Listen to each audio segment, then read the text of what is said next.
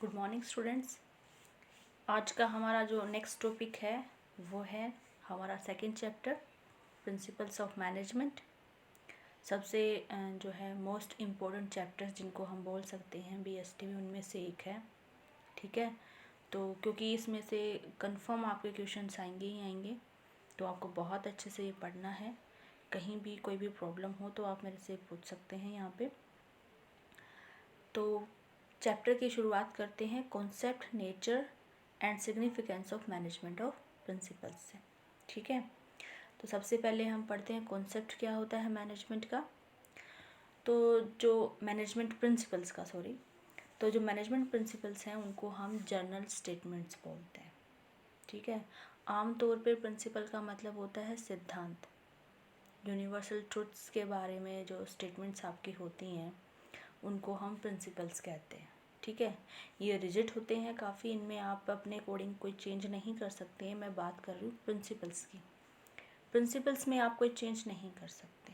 ठीक है, लेकिन क्योंकि इसके अंदर हम मैनेजमेंट के प्रिंसिपल्स पढ़ रहे हैं, तो मैनेजमेंट के जो प्रिंसिपल्स होते हैं वो जो है फ्लेक्सिबल होते हैं, चेंज हो सकते हैं, क्योंकि हमारा जो मैनेजमेंट होता है वो बहुत ज़्यादा बेस करता है ह्यूमन बीइंग के ऊपर, इंसानों से रिलेट ज़्यादा करता है हमारा मैनेजमेंट।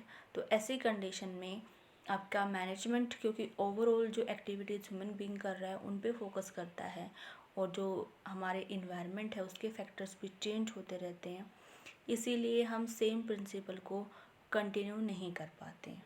तो हमें उसके अंदर थोड़ा थोड़ा चेंज करना होता है। इसीलिए हमारी जो मैनेजमेंट के प्रिंसिपल्स हैं वो क्या कहलाते हैं, जर्नल स्टेटमेंट कहलाते हैं। ठीक है, एक स्टेटमेंट होती है जिसके अकॉर्डिंग हमें हमारे मैनेजमेंट को लेकर के आगे बढ़ना होता है, उसके अकॉर्डिंग हमें काम करना होता है। ठीक है, तो यहाँ पे हम एक थोड़ा सा चेक कर लेते हैं मैनेजमेंट के प्रिंसिपल्स और वैल्यूज़ में क्या डिफरेंस होता है। तो वैल्यूज़ क्या होती हैं? Values are desirable and have moral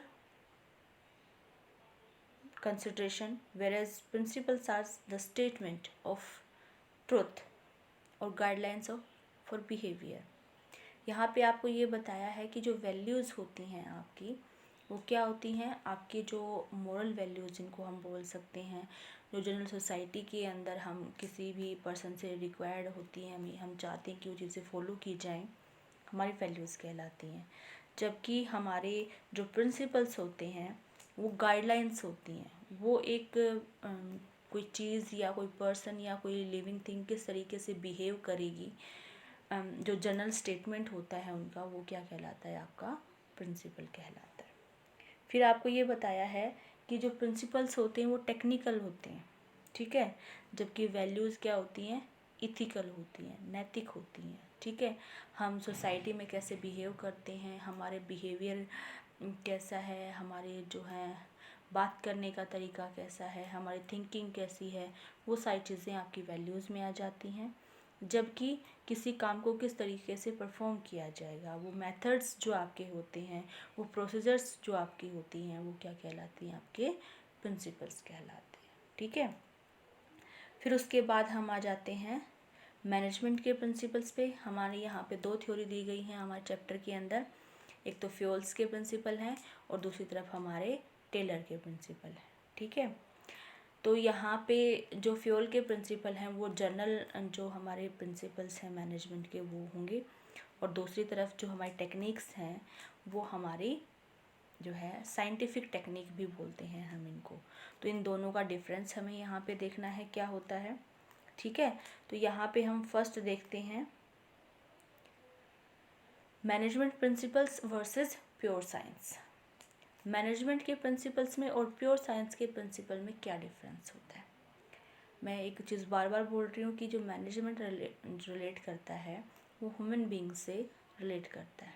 ठीक है, साइंस के प्रिंसिपल भी ह्यूमन बीइंग्स रिलेट करते हैं, दोनों ही करते हैं, लेकिन यहाँ पे जो मेन डिफरेंस है वो ये है कि जो प्योर साइंस के जो डिफरेंस प्रिंसिपल्स होते हैं उनमें आप अपने अकॉर्डिंग कोई चेंज नहीं कर सकते। फिजिक्स की कोई थ्योरी है, केमिस्ट्री का कोई फॉर्मूला है, कोई रिएक्शन है, उसको आप अपने अकॉर्डिंग चेंज नहीं कर सकते।